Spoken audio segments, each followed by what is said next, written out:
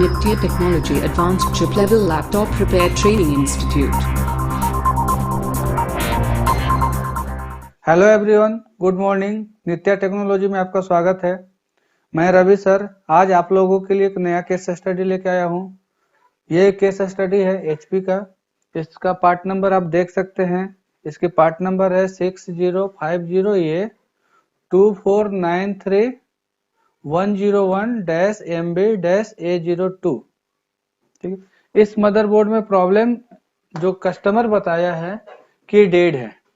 ठीक है, तो अब हम लोग इसको डेड के हिसाब से डायग्नोस करते हैं और आपको मैं दिखा दूं कि ये डेड है या नहीं है, इसकी क्या कंडीशन है डेड में जो कस्टमर बताया है।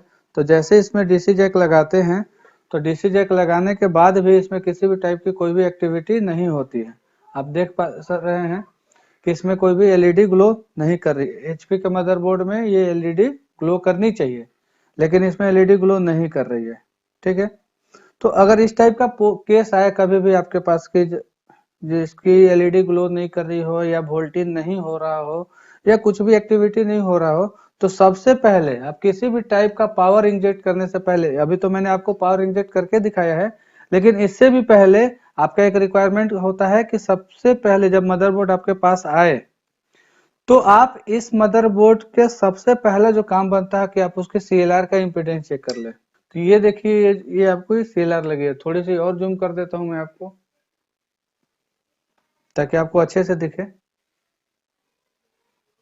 ये आपका सीएलआर पॉइंट है। ठीक है, तो सीएलआर पॉइंट की इंपीडेंस देखिए आप कितना है 508। मतलब इंपीडेंस जब भी आपकी हेल्दी होती है सीएलआर पॉइंट का, तो इसका मतलब आप ये समझ सकते हैं कि आपके मदरबोर्ड में 19 वोल्ट का शॉर्टिंग नहीं है। अब 19 वोल्ट की शॉर्टिंग नहीं है तो 19 वोल्ट की एंट्री हो जानी चाहिए। तो एंट्री अगर नहीं हो रही है तो फिर आपको इसको चेक करना होगा अपने प्रोसेस के हिसाब से। तो ये देख लीजिए, ये जो 6Q6010 मॉसफेट है, इसके ड्रेन पे आपको 19 वोल्ट मिलने चाहिए। 19 वोल्ट, उसके लिए क्या करना होगा, आपको मल्टीमीटर को डीसी के रेंज में वापस सिलेक्ट करनी होगी और उसके बाद यहाँ पे 19 वोल्ट चेक करना होगा। तो आप देखेंगे कि यहाँ पे 19 वोल्ट आ रही है। ये Q6010 के ड्रेन पे 19 वोल्ट मिलनी चाहिए। ये कैसे पता लगा? ये पता लगेगा आपको इसकी स्कीमेटिक डायग्राम से। तो इसकी स्कीमेटिक डायग्राम पे मैं आपको थोड़ा सा दिखा देता हूं। तो इसकी स्कीमेटिक डायग्राम को मैं ओपन करता हूं। तो ओपन किया मैंने यहाँ पे, और ओपन करके मैंने यहाँ पे सर्च करेंगे Q6010 Q6010।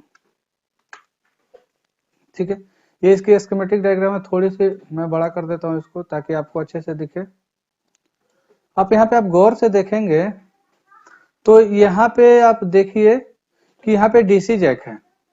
ठीक है, अब डीसी जैक है, मैं इस पे थोड़ा सा पेन का इस्तेमाल कर लेता हूँ। यहाँ पे डीसी जैक है, तो डीसी जैक की क्या है, पिन नंबर 3 ग्राउंड है और पिन नंबर 1 और 2 ये इसकी पॉजिटिव लाइन है। ये इसका पॉजिटिव लाइन है। ठीक है, इसकी पॉजिटिव लाइन कहाँ पे गई? इसकी पॉजिटिव लाइन आगे एक कॉइल को होते हुए L6015 कॉइल को होते हुए यहाँ पे आ गए Q6010 के ड्रेन पे। तो हमने अभी मदरबोर्ड पे देखा, या दोबारा से मैं चेक कर लेता हूँ मदरबोर्ड के ऊपर। तो मदरबोर्ड पे चेक करते हैं कि Q6010 के ड्रेन पे कितनी वोल्ट आ रही है। तो मल्टीमीटर से हम चेक करते हैं Q6010 के ड्रेन पे। तो यहाँ Q6010 का ड्रेन ये रहा। तो ड्रेन पे आपकी सप्लाई कितनी आ रही है? 19 वोल्ट। ठीक है, अब ड्रेन पे 19 वोल्ट आ रही है तो आपकी सोर्स पे भी 19 वोल्ट आनी चाहिए। तो आप देख पा रहे होंगे कि यहाँ पे आपकी सोर्स पे कोई भी वोल्ट नहीं आ रही है। ठीक है, अब सोर्स पे क्यों कोई वोल्ट नहीं आ रही है? इसका गेट का इनेबल है या नहीं है देखना पड़ेगा। तो आप इसको गौर से देखें तो इसकी कौन सा मॉसफेट लगा हुआ है इस जगह पे? Q6010। ये आपको एन चैनल का मॉसफेट है और एन चैनल को मॉसफेट को काम करने के लिए इसकी गेट पे हाई वोल्टेज की रिक्वायरमेंट होती है। मतलब गेट बायसिंग इसकी हाई होनी चाहिए। तो इसके गेट पे देख लेते हैं कितना वोल्ट है। तो इसकी गेट है पिन नंबर 4, पिन नंबर 4 देख पा रहे हैं कि पिन नंबर 4 पे किसी भी टाइप का कोई भी वोल्टेज नहीं आ रहा है। तो यहाँ पे हमने जो डायग्नोस किया, तो डायग्नोस में क्या किया कि हमने पहले सीएलआर को चेक किया। सीएलआर की इम्पीडेंस ओके थी, ड्रेन पे सप्लाई आ रही है, सोर्स पे सप्लाई नहीं जा रही है, क्योंकि इसका गेट एक्टिव नहीं हो रहा है।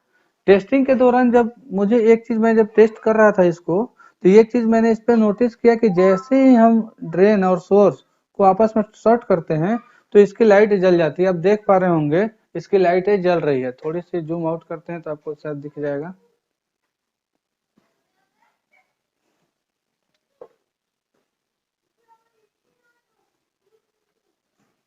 अब देख पा रहे होंगे इसकी लाइटें जल रही है। जब मैंने गेट को एक बार ट्रिगर कर दिया तो इसकी लाइटें जलने लगी। ठीक है, अब ये भी हम लोग देख लेते हैं कि अगर लाइटें तो जल रही है तो क्या ऑन भी हो रहा है? ऑन भी हो रहा है। तो ये थोड़ी देर के बाद लगता है हिल जाने की वजह से बंद हो गई। मैं दोबारा से इसको ये कर देता हूँ। ठीक है, दोबारा से ड्रेन और सोर्स को शॉर्ट करता हूँ। ठीक है, इसकी लाइटें जल गई। अब इसको ऑन करने का प्रयास करता हूँ। नहीं, ये ऑन नहीं हो पा रहा। जैसे इसको ऑन का कमांड दिए वैसे ही इसकी बंद हो गई। अब इसको परमानेंट के लिए थोड़ी देर के लिए सटा के रखते हैं, उसके बाद देखते हैं क्या होता है। फिर भी बंद हो जा रही है। मतलब जैसे हम ट्रिगर देने का प्रयास करते हैं इसकी लाइटें बंद हो जाती हैं। तो अगर कभी भी इस टाइप की प्रॉब्लम आए तो पहले आपको स्टेप बाय स्टेप टेस्टिंग करनी होती है। और स्टेप बाय स्टेप में पहला जो स्टेप होता है वो होती है आपको चार्जिंग आईसी। तो चार्जिंग आईसी के रिक्वायरमेंट को आपको पहले चेक करना होगा। तो इसमें चार्जिंग आईसी कौन सी है, इसमें चार्जिंग आईसी कौन सी है, इसके स्कीमेटिक डायग्राम में देखते हैं। तो देखने पे ये पता लगेगा आपको कि यहाँ पे जो U600 जो आईसी है ये आपकी चार्जिंग आईसी है। ठीक है, तो चार्जिंग आईसी की पहले रिक्वायरमेंट को हम चेक करेंगे। तो इसकी रिक्वायरमेंट में आती है पिन नंबर 20, पिन नंबर 20 आपकी VCC है। तो पिन नंबर 20 के आपको VCC मिलनी चाहिए। तो चलिए हम लोग आईसी को देखते हैं।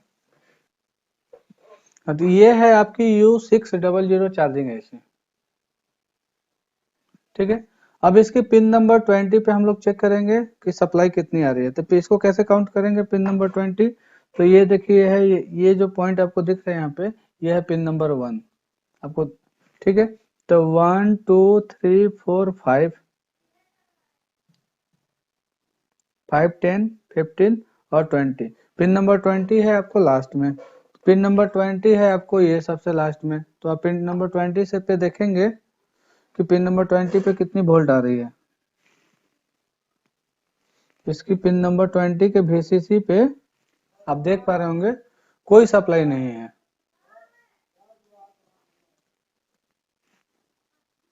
इसकी पिन नंबर 20 के पे VCC पिन पे किसी भी टाइप की कोई भी सप्लाई नहीं है। तो अब हम लोग क्या करेंगे, अगर इसकी सप्लाई नहीं आ रही है तो सबसे पहले हम लोग करेंगे इसकी स्कीमेटिक डायग्राम में कि सप्लाई आती कहाँ से है। तो हम लोग इसको देखेंगे कि पिन नंबर 20 पे सप्लाई कहाँ से आ रही है। उसके लिए आपको करना क्या होगा, इसको सेलेक्ट करना होगा, इसको करनी होगी कॉपी। ठीक है, कॉपी किए, कॉपी करने के बाद इसको सर्च बार में पेस्ट कीजिए और इसको सर्च कर लीजिए। तो ये आ रही है आपकी DIT699 पे एक डायोड लगा हुआ है, वहां से इसकी आ रही है पिन नंबर 3 से आउटपुट जो निकल रही है वो आपकी आईसी का VCC है।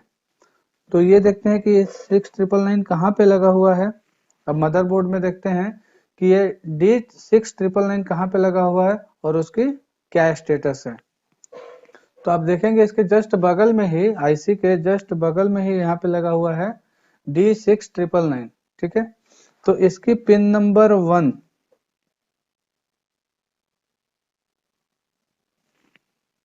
इसकी पिन नंबर 1 पे आ रही है 19 वोल्ट। पिन नंबर 2, इसके पिन नंबर 2 पे डीसी से कनेक्टेड होती है, बैटरी वाली सप्लाई होती है, वो नहीं आ रही है। और इसके 1 की आउटपुट होगी नहीं, इसके आउटपुट पे आ रही है आपको 2 वोल्ट। इनपुट है 19 वोल्ट और आउटपुट है आपकी 2 वोल्ट। इनपुट है 19 वोल्ट और आउटपुट है 2 वोल्ट। आप यहाँ पे देखिए, ये हो गई आपको इनपुट एडेप्टर से, और ये तो बैटरी का इनपुट है, ये तो प्रेजेंट नहीं है अभी। इसकी आउटपुट पे मिलनी चाहिए आपको 19 वोल्ट, क्योंकि इसकी इनपुट 19 वोल्ट है तो इसके आउटपुट पे भी आपको 19 वोल्ट मिलनी चाहिए। लेकिन आपको 19 वोल्ट की जगह पे कितनी मिल रही है? 2.4 2.6 ये वेरी कर रहा है। तो यहाँ पे ये पहली सस्पेक्ट तो ये रहा कि यहाँ पे आपकी सप्लाई कम मिल रही है। अब यहाँ पे सप्लाई कम मिलने के पीछे क्या रीजन हो सकते हैं? हो सकता है कि इसकी डायोड खराब होगी, या हो सकता है कुछ और भी प्रॉब्लम होगी। तो कुछ और क्या प्रॉब्लम होगी, पहले हम लोग उसको डिटरमाइंड करते हैं, या पहले उसको फाइंड आउट करते हैं कि कहीं कुछ और प्रॉब्लम तो नहीं है।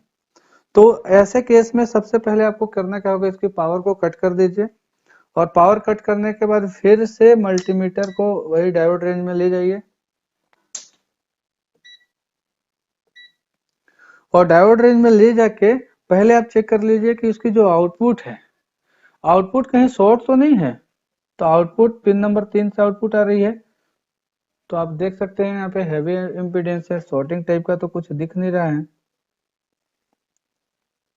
कुछ लग नहीं रहा है शॉर्टिंग टाइप का। इम्पीडेंस इसकी सही है, लग रही है, सारे पिनों की इम्पीडेंस सही है। तो अब एक काम और कर सकते हैं, फिर हम लोग यही डायोड को ही चेक कर लेते हैं, कहीं ऐसा तो नहीं कि डायोड ही खराब है। देखिए डायोड की एक पिन यहाँ पे रखे हैं, सेंटर पिन पे एक पिन पे कितना आया 600, इसकी दूसरी वाली पिन पे भी आनी चाहिए थी आपको कुछ ना कुछ, लेकिन यहाँ पे कुछ भी नहीं आ रहा है। प्रोब को पलटी कर देते हैं, उसके बाद दोनों तरफ से कुछ भी नहीं है, जबकि ये डायोड का जो सिस्टम है, डायोड का सिस्टम है कि सेंटर पिन पे अगर आप एक प्रोब को रख के और दोनों साइड पे आपको एक जैसा इम्पीडेंस बताना चाहिए, क्योंकि ये कॉमन कैथोड है, ये डायोड है कॉमन कैथोड। तो कैथोड पे आप रख दीजिए ब्लैक प्रोब, रेड वाले से एनोड पे बताया, और ये रेड वाला से नहीं बताया। इसका मतलब है कि इसकी डायोड खराब है। तो अब इसकी डायोड की टेस्टिंग तो खराब है, तो चलिए हम इसको नया डायोड इस पे की जगह पे रिप्लेस करके लगाते हैं दूसरा डायोड। उसके बाद इसकी टेस्टिंग करते हैं कि लगाने के बाद दूसरा डायोड कैसा बिहेव करता है। आप देख पा रहे हैं कि मैं इस डायोड को एक स्क्रैप के मदरबोर्ड के डायोड से रिप्लेस कर दिया। अब रिप्लेस करने के बाद इसकी टेस्ट करते हैं कि इसकी टेस्टिंग क्या बताती है। ठीक है, तो फिर वापस से हम वही करेंगे, मल्टीमीटर को डायोड के रेंज में सेट करेंगे। ठीक है, इस मल्टीमीटर को डायोड के रेंज में सेट कर दिए। अब मल्टीमीटर का ब्लैक प्रोब कॉमन कैथोड पे रखेंगे और एनोड पे चेक करेंगे 598, दूसरे वाले पे 598। आप देख पा रहे हैं कि उसमें सिर्फ एक तरफ ही इम्पीडेंस दे रही थी, इसमें आपकी इम्पीडेंस दोनों तरफ दे रही है। ठीक है, अब इसको हम पावर इंजेक्ट करते हैं और इसमें हम लगा देंगे एडेप्टर। देखिए अब एडेप्टर लगाते के साथ इसकी एलईडी ग्लो हो गई। और अगर आपको मल्टीमीटर की मदद से मदरबोर्ड को ऑन करना है तो रेड वाली प्रोब को ग्राउंड में और आपकी ब्लैक वाली प्रोब से ट्रिगर करनी पड़ेगी। देखिए आपकी ये मदरबोर्ड ऑन हो गया।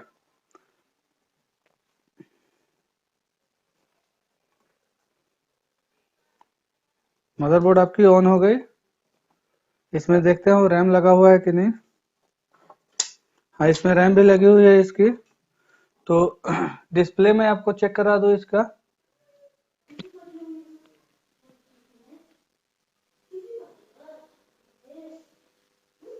अब देख पा रहे हैं इसमें डिस्प्ले भी आपकी आ चुकी है।